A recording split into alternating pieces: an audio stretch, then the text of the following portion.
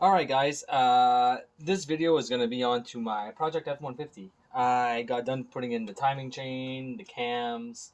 I reused the same lifters and I reused the same roller followers, and I believe that I am having an issue mechanically with the engine now.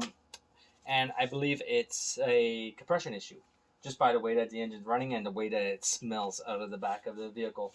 So what I'm going to do is we're going to go and I'm going to do a relative compression check to uh, basically try to confirm what my suspicions are. I am hooked on to the number one ignition coil, which will be the red-orange trace, and the green trace is my amp clamp.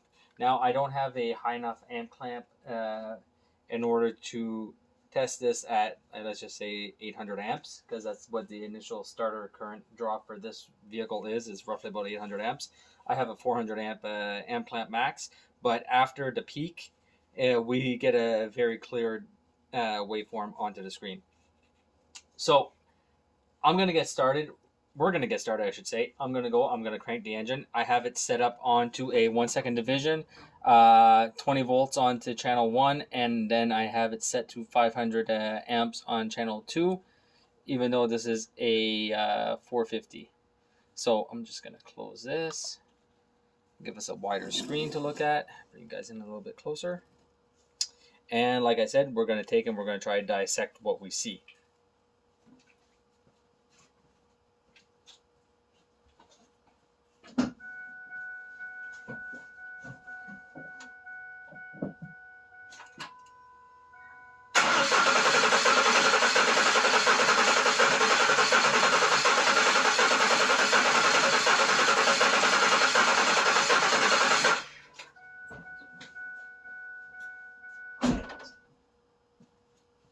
All right, so hopefully we were able to see my ignition strike, or control I should say.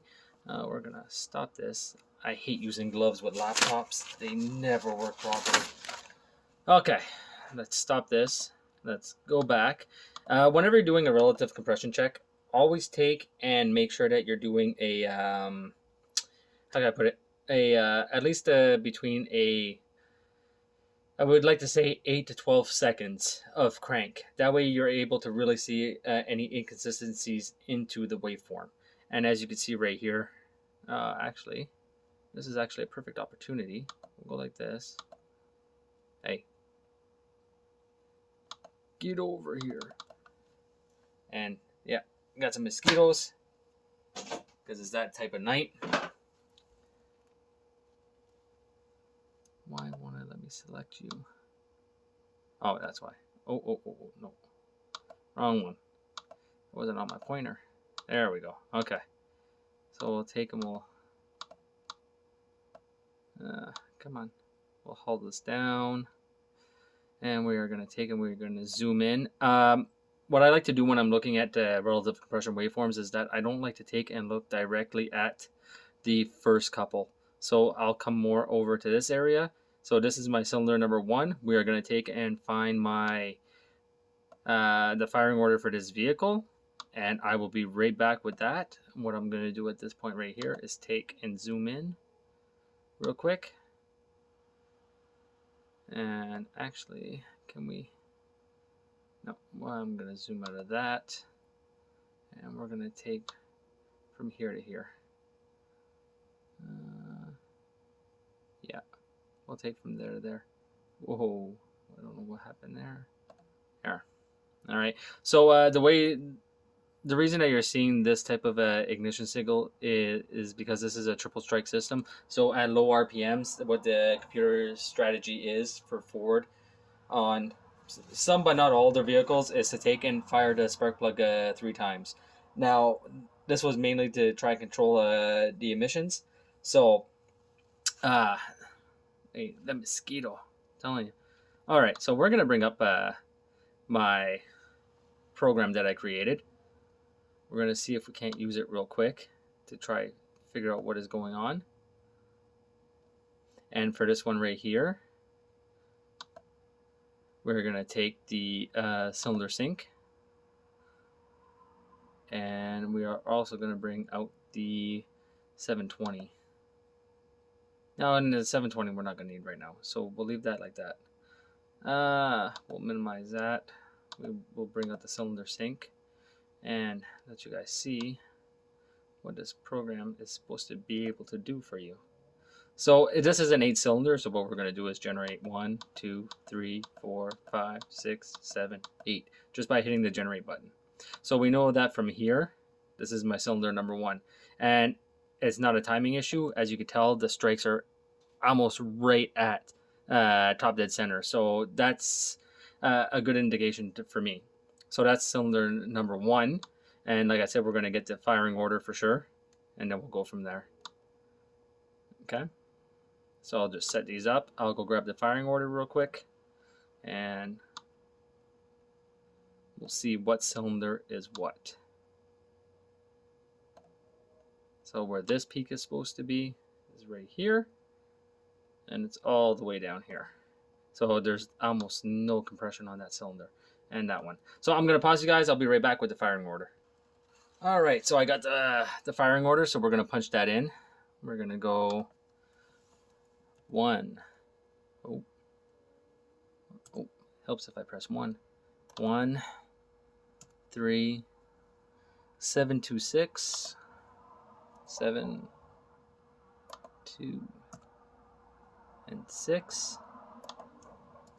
And then after that, we have 5, 4, and 8. So I was right on my assumption. 4 and 8. So cylinder number 4 is the problem cylinder. So and I was expecting, I wasn't expecting, I was hoping that it wasn't going to, because when I removed the lifters from that cylinder, they weren't the lifters weren't great. I put them back in the same spot, and I had taken and I had put them into oil for roughly about 48 hours, and when I rechecked them, they were doing a lot better.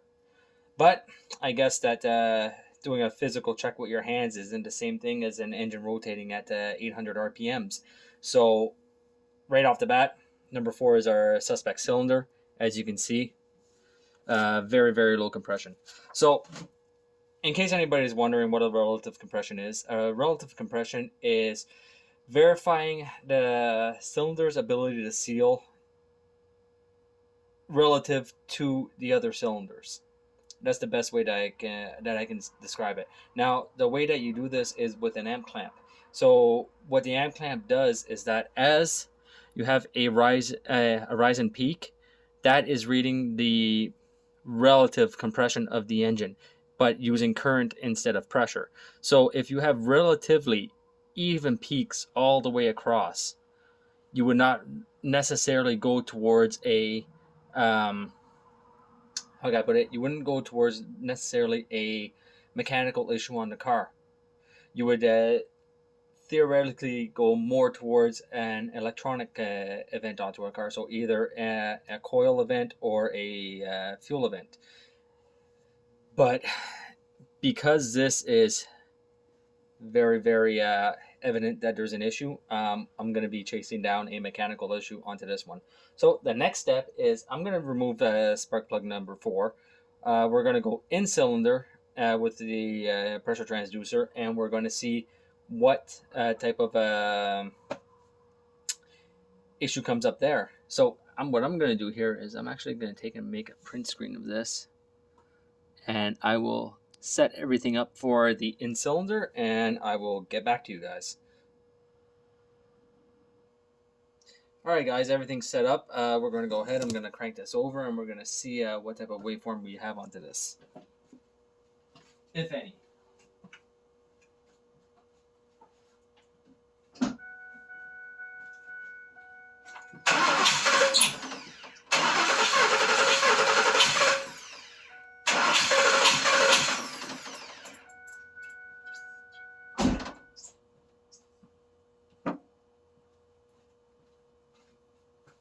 All right, let's see what we have. I don't know, I didn't see anything. Well, that's not very good. Looks like if we have nothing on the screen, but I can tell you guys right now that there's like zero compression into this. So let's bring that over a cursor. Try to give you guys a visual of this. No, that's not a cursor. I need the pointer. So let's just say from here to here, where those little lumps are, that to me looks like if that's supposed to be my compression strokes. And these down areas right here look to be like that should be my exhaust. So yeah, there's something definitely wrong with this engine. I have zero compression. Now, is it a intake valve, an exhaust valve, or a piston? That's the next step. But there's enough there to go to say that there's an issue onto that valve, so onto that cylinder. Next step, I'm going to be pulling the valve cover off again, and we're going to be going to inspect there, because I know it's not timing. Timing is spot on. So I'm going to pull the valve cover and we're going to go see what's going on there. So yeah, I'm kind of discouraged at this point. I'll bring you guys along and I'll show you guys what else I find later on. So have a good night, and I'll see you guys next time.